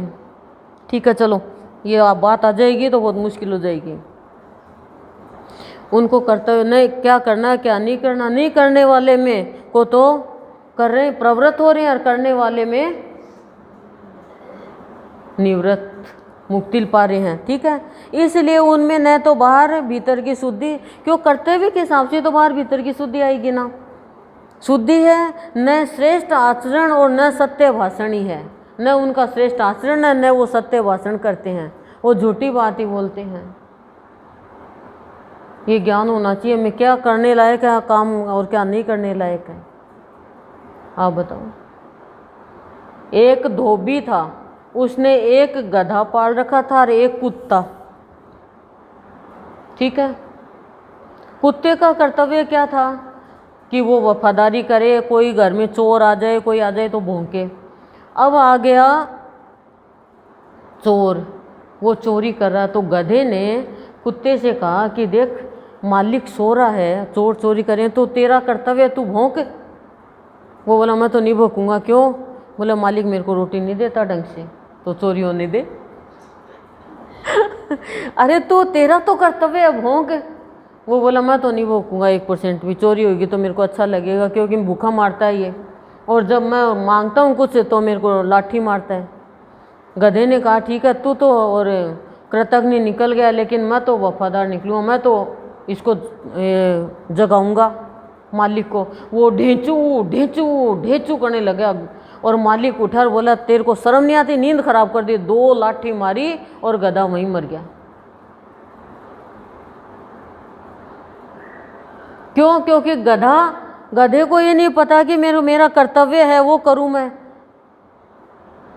आ गया बीच में। तो मनुष्य, गधा था वो तो इसको समझ नहीं थी, लेकिन मनुष्य को तो समझ होनी चाहिए ना। ऐसे ही मनुष्य क्या करना है क्या नहीं करना है कर रहे हैं, तो वो ढेंचू ढेंचू, वो वाली बात हो रही है हमारे साथ में। तो न तो हम बाहर से शुद्ध हो सकते न भीतर से शुद्ध हो सकते। क्यों? करने वाले कर रहे हैं, नहीं करने वाले तो कर रहे हैं, और करने वाले कार्य नहीं कर रहे। दुर्योधन को समझाया भगवान ने, पर नहीं कर रहा वो। हिरण्यकशिपु को समझाया, नहीं किया वो काम उसने। रावण को मंदोदरी ने समझाया कि तू मत कर रावण ये काम, दशानन ये काम मत कर, लेकिन नहीं माना, मार दिया उनको, संतों को, रक्त से मटका भर के ले आया घर पे, श्राप मिल गया। यही हमारे साथ हो रहा है, हम भी नहीं मानते किसी का कहना। अब कोई बच्चे का पेपर है हिंदी का, को कहे माँ कहे बेटा हिंदी पढ़ ले, नहीं मैं तो इंग्लिश पढ़ूंगा, आपको क्या पता, मैं तो मेरे को इंग्लिश अच्छी लगती है। अरे मेरा बाप, तेरे को इंग्लिश अच्छी लगती है पर पेपर हिंदी का कर ले। हाँ तो आप बस चुपचाप अपना खाना बनाओ, चलो मैगी बना के लो मेरे लिए।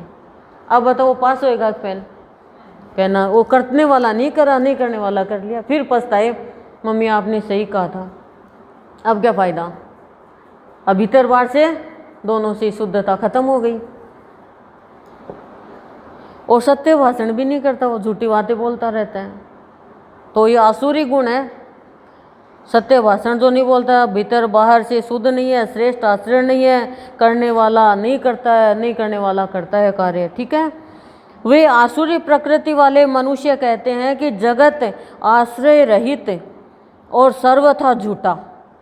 आसुरी प्रवृत्ति वाले क्या कहते हैं? ये जगत है, ये कोई आश्रय नहीं देता, ये आश्रय रहित और झूठा है, ये सदा एवं बिना ईश्वर के अपने आप स्त्री पुरुष के संयोग से उत्पन्न हुआ है, कि ईश्वर के इसमें कोई देन नहीं है, स्त्री पुरुष का संयोग हुआ है तो ये जगत चल रहा है। वो मतलब भगवान का अस्तित्व नहीं मानते, इसलिए केवल भोगों को भोगने के लिए ही है, इसके सिवा और क्या है। आसुरी प्रवृत्ति वाले कहते हैं भोगों को भोगने के लिए संसार है, भोगो, स्त्री पुरुष का संयोग हो और ये संसार चलाओ और भोग में मस्त रहो। और असुरों का स्वभाव देख लो, आप किसी का भी देख लो, यही मिलेगा आपको। इस प्रकार इस मिथ्या ज्ञान को अवलंबन करके नष्ट हो गया है स्वभाव जिनका, तथा मंद है बुद्धि जिनकी, ऐसे वे सब का अपकार करने वाले क्रूर कर्मी मनुष्य केवल जगत का नाश करने के लिए ही उत्पन्न होते हैं। क्रूर कर्मी, क्रूर कर्म करने वाले मनुष्य बताओ जगत का नाश करते हैं वो, क्यों? वो सबका तो अपकार करते हैं, क्यों? कोई उपकार करता उसका भी अपकार करता, उपकार नहीं मानता वो। और मंद बुद्धि है, और उनका स्वभाव वो क्या करते हैं, मिथ्या ज्ञान का आधार लेते हैं, झूठे ज्ञान का, सच्चा ज्ञान नहीं मानते।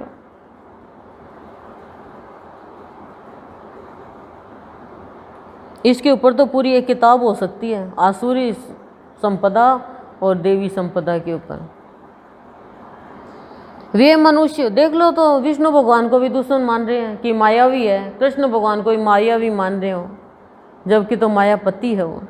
वे मनुष्य दंभ, मान और मद से युक्त हुए किसी प्रकार भी न पूर्ण होने वाली कामनाओं का आसरा लेकर तथा ज्ञान से मिथ्या सिद्धांतों को ग्रहण करके भ्रष्ट आचरणों से युक्त हुए संसार में बरतते हैं, यानी कार्य करते हैं। आसुरी संपदा वाले क्या करते हैं, दंभ यानी झूठा अहंकार, मान और मद से युक्त, अपना मान और मद से युक्त किसी प्रकार भी न पूर्ण होने वाले कामनाओं का आसरा लेकर, कि कामना उसके पूर्ण नहीं होगी फिर भी आसरा ले रहा है। जैसे रावण ने, कंस ने, कितनी कामना थी कि कृष्ण को मार दूंगा, उसकी कामना पूरी नहीं हुई, उनका आसरा लेते हैं और घमंड दिखाते हैं, वो दंभ बढ़ते हैं कि मैं कुछ भी कर सकता हूँ। अरे तुम इंद्र पे विजय प्राप्त कर सकते हो, लेकिन ब्रह्मा विष्णु महेश पे नहीं कर सकते। और यही हम भी यही करते हैं, करीब करीब अनेक कामना ले लेते हैं। बच्चा पैदा नहीं हुआ, जलवा की तैयारी कर रहे हैं, इसको बुलाएंगे, इसको बुलाएंगे, ये करेंगे। एक आदमी के अखबार में लॉटरी का नंबर निकल गया,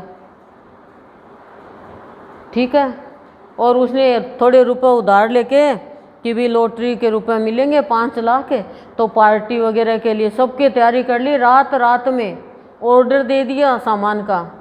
दूसरे दिन अखबार में आया कि गलती से आपका नाम आ गया, आपकी लॉटरी नहीं निकली।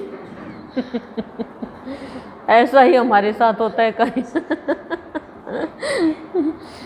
कामनाओं का आसरा लेकर तथा अज्ञान से मिथ्या सिद्धांतों को ग्रहण करके, अज्ञान से झूठे सिद्धांतों को ग्रहण कर लेता है। अब बातें तो बहुत आ रही है इनके बारे में बोलने के लिए, लेकिन सामने घड़ी कह रही है अभी रीडिंग लगाओ। भ्रष्ट आचरणों से युक्त, उनका आचरण भी भ्रष्ट होता है, संसार में कार्य करते हैं वो। वे मरण पर्यंत रहने वाली अनंत चिंताओं को आश्रय किए हुए और विषय भोगों के भोगने में तत्पर हुए एवं इतना मात्र ही आनंद है ऐसे मानने वाले हैं कि मरण पर्यंत तक, यानी मरते दम तक वे रहने वाले क्या अनंत चिंताओं का आश्रय लेते हैं। उनको जीवन में चिंता ही चिंता रहती है। क्या चिंता रहती है? दूसरों का बुरा करने की, ये चिंता रहती है उनके। नहीं तो रावण के पास कमी थोड़ी थी, बताओ। पर वो उसने क्या किया कि मेरा अपमान कर लिया, मैंने शिव धनुष तोड़ा तो मेरे से टूटा नहीं तो मैं बदला लूँगा उस राम से। अब इस चिंता का तो कोई कारण ही नहीं है। और विषय भोगों के भोगने में तत्पर, हर पल विषय भोग चलते हैं उनके। और भक्तों के भगवान का भोग। देखो हमारे गुरुदेव, आप कृपा समझो, जबरदस्ती भोग बनवा लेते हैं। बच्चा कह दो कि मम्मी गुजिया बना दे, कचौरी बना दे, और क्या बना दे, समोसा बना दे, जो बना दे बेटा, 2 दिन बाद में बना दूंगी। लेकिन भगवान स्वयं भोग बनवा लेते हैं, कितनी मेहनत कर करके। बड़े बाजार से लिया, मेरे से नहीं बनेंगे, पर भगवान बड़े बनवा लेते हैं। देख लो आप कैसे भगवान ये क्या साबूदाने की खिचड़ी बनवा लेते हैं, कितनी मेहनत होती है इनमें, सोचो आप। तो हम तो हमारे से गुरुदेव शुभ कार्य तो करवा ही रहे हैं सबसे, कोई से छोटा कोई से बड़ा। अब देखो एक गगरी होती है, एक कुल्लड़िया होता है, पानी इसमें भी है लेकिन इसमें थोड़ा सा, उसमें एक गिलास है, बड़ा मटका उसमें ज़्यादा है, पर है तो सब में ही ना। ये मत भाव लो कि हमारे अंदर नहीं, जा तो सब में बराबर है। विषय भोगों के भोगने में तत्पर हुए, यानी लगा उसमें लगे हुए, एवं इतना मात्र ही आनंद है, बस वो सोचते बस यही आनंद है, जबकि ये आनंद है ही नहीं, ये तो आनंद खत्म कर देते हैं। ऐसे मानने वाले हैं आसुरी संपदा वाले। इसलिए आशा रूप सैकड़ों फांसियों से बंधे हुए और काम क्रोध के परायण हुए, विषय भोगों की पूर्ति के लिए अन्यायपूर्वक धनाधिक बहुत से पदार्थों को संग्रह करने की चेष्टा करते हैं। सोचो आप कितना घोर पाप करते हो।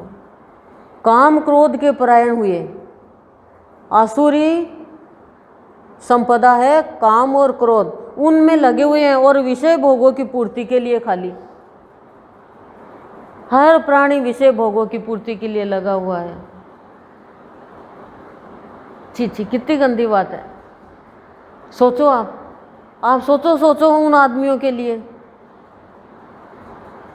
आप ही सोचो जो आ नहीं पाते हैं भगवान की बात सुनने के लिए। सुन ले तो कान के कीड़े कान में कोई कीड़े थोड़ी है, पर कान के कीड़े, कान के अंदर से कीड़े भरे हुए हैं कि हम नहीं करेंगे तो भूखे मर जाएंगे, कुछ नहीं होगा, कमाई का नहीं करेंगे तो क्या होगा। देख लो कीड़े सारे निकल जाएंगे, पर उनको आसुरी संपदा सुनने नहीं देती ये बातें। पर देवी संपदा वाले का फर्ज कर्तव्य बनता है कि हम सुनाएं। अब उन्होंने ये त्याग दिया, वो सोचते हैं बस इसी में आनंद है, और मूर्ख कहते हैं उनको, क्योंकि वो समझदार मानते हैं ना अपने आप को।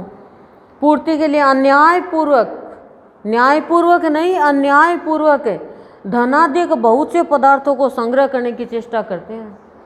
सारे पदार्थ और धन, उन पुरुषों के विचार इस प्रकार के होते हैं। अब उन पुरुषों के विचार कैसे होते हैं? कौन से पुरुषों के? आसुरी संपदा वाले के, कि मैंने आज यह तो पाया है और इस मनोरथ को प्राप्त होऊंगा, तथा मेरे पास यह इतना धन है और फिर भी यह होवेगा। मतलब और लोभ आता है उनको, मिल गया उसके बाद भी संतोष नहीं है। वह शत्रु मेरे द्वारा मारा गया और दूसरे शत्रुओं को भी मैं मारूंगा, तथा मैं ईश्वर और ऐश्वर्य को भोगने वाला हूँ। मैं ईश्वर और ऐश्वर्य को भोगने वाला हूँ। एक शत्रु को तो मार दिया, औरों को भी मैं ही मारूंगा। और मैं सब सिद्धियों से युक्त, अपने आप को बड़ा मानता, थोड़ी सी भक्ति कर ली, अब मेरे पास सारी सिद्धियाँ आ गई। हिरण्यकशिपु को हो ही गया था ना, रावण को हो ही गया था कि मैं तो बहुत बड़ा ज्ञानी हूँ, शिव भक्त हूँ, मैंने तो शीश काट काट के दे दिए। एवं बलवान और सुखी हूँ। भगवान दम्भी का बलवान बहुत बढ़ा देते हैं कि ये और पाप हो इसे जल्दी जल्दी, तो धरती से इसका स्थान ही खत्म हो। मैं बड़ा धनवान और बड़े कुटुंब वाला हूँ। वो कुटुंब को ही प्रधानता देते हैं, सारे कुटुंब एक एक करके सारे मर गए, एक अकेला बच गया। मेरे समान दूसरा कौन है? मैं यज्ञ करूँगा, दान दूंगा, हर्ष को प्राप्त होऊंगा, इस प्रकार के अज्ञान से मोहित है।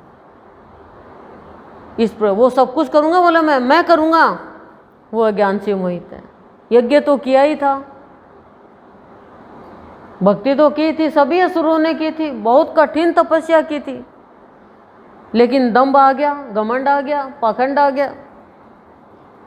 इसलिए वे अनेक प्रकार से भ्रमित हुए चित्त वाले अज्ञानी जन मोह रूप जाल में फंसे हुए एवं विषय भोगों में अत्यंत आसक्त हुए महान अपवित्र नरक में गिरते हैं। देख लो, करते हैं वो, ऐसा नहीं है, दान भी करते हैं, यज्ञ भी करते हैं, लेकिन वो क्या करते हैं देख लो, फंसे हुए रहते हो। इसलिए वे अनेक प्रकार से भ्रमित हुए चित्त वाले अज्ञानी जन मोह रूप जाल में फंसे हुए रहते हो, क्योंकि उनमें दया नहीं होती है और विषय भोगों में अत्यंत आसक्त रहते हैं। देख लो तो समुद्र मंथन हुआ, भगवान ने मोहिनी रूप धरा और सारे उसमें चल पड़े। तभी तो कहा मूर्खो, एक सुंदर स्त्री देख ली तुमने और उसी में लग गए और अमृत लेके भाग गई हो और तुम्हें खाली पानी पिला दिया।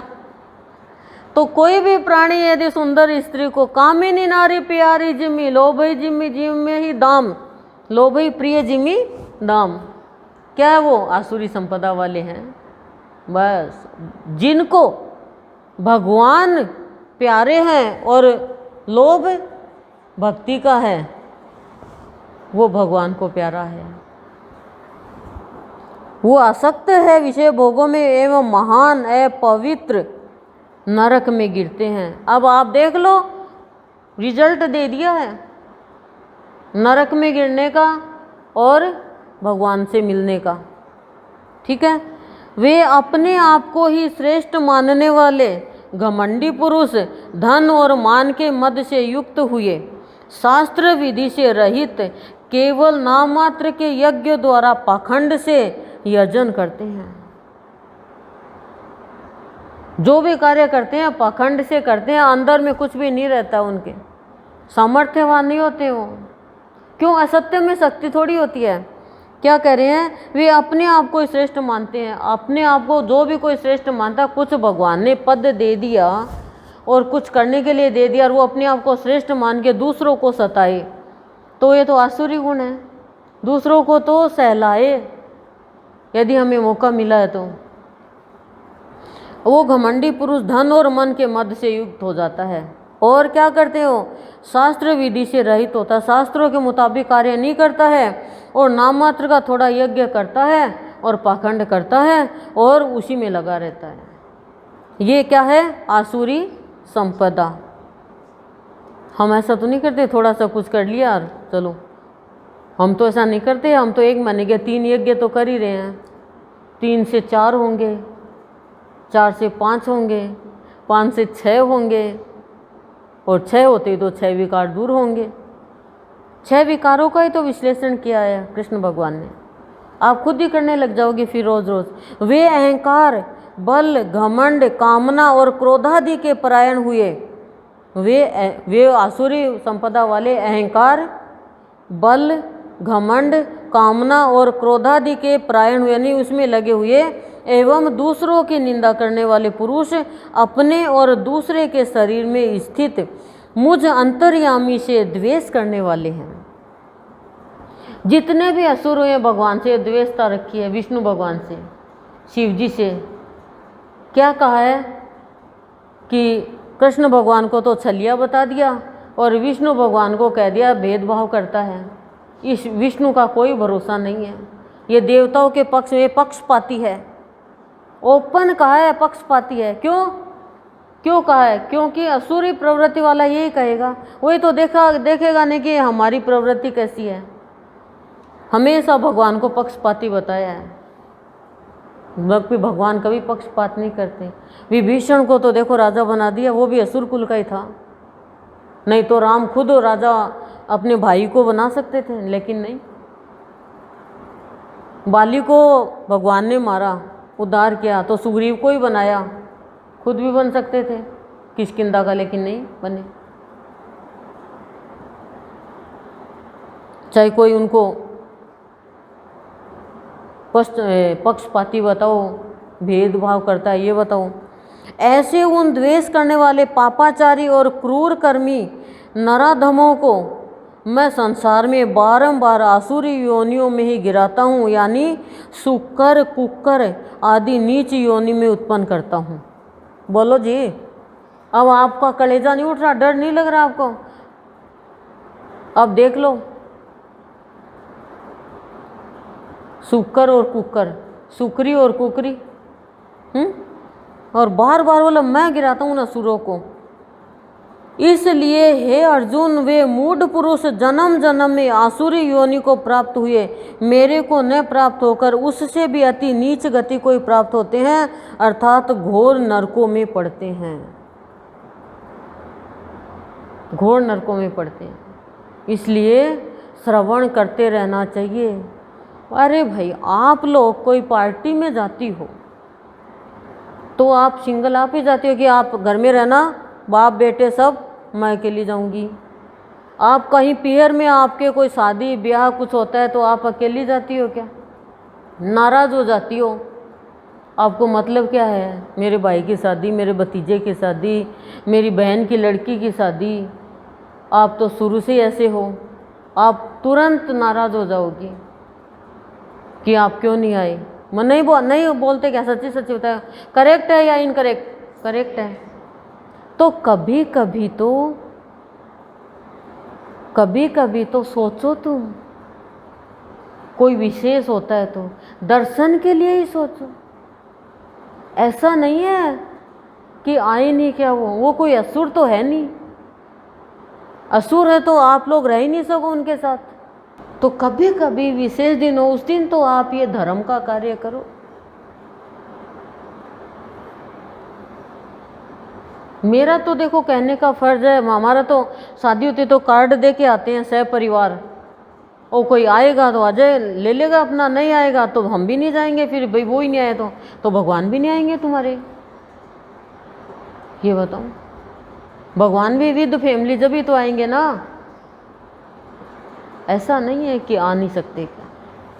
सोचो आप ऐसे मत रहो, नहीं तो मुश्किल आसान नहीं होएगी। जब संसार के काम में हम सब एक साथ, और मेला भी होता है तो सब एक साथ में जाती हो। आज जल्दी आ जाना दुकान से बंद करके, आज मेले में चलेंगे, आज बच्चों को दिखा के लाना है क्या रावण जलता हुआ। वाह वाह वाह रावण जलता हुआ दिखा के लाएंगे, बच्चों को पसंद है साथ में जाते हो तो आप अकेले कैसे? कभी कभी तो साथ चाहिए। सात्विक कर्म में भी, सात्विक कर्म ही तो आया है इसमें, सात्विक दान, सात्विक कर्म। नरकों में पड़ते हैं और मैं उनको नहीं मिलता। हे अर्जुन, काम क्रोध तथा लोभ, बोलो हे अर्जुन, काम क्रोध तथा लोभ, यह 3 प्रकार के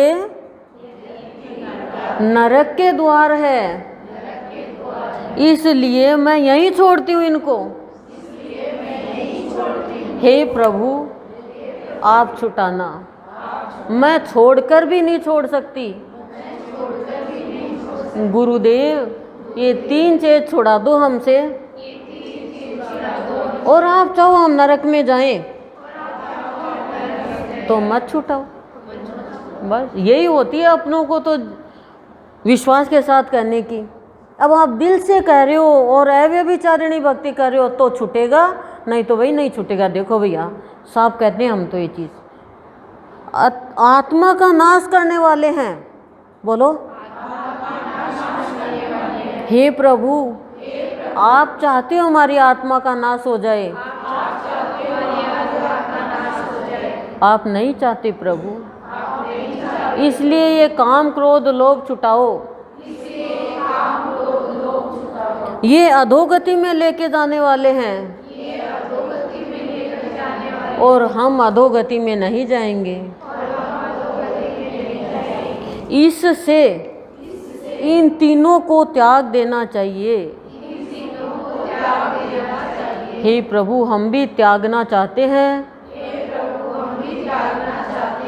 लेकिन ईश्वर की कृपा के बल पर।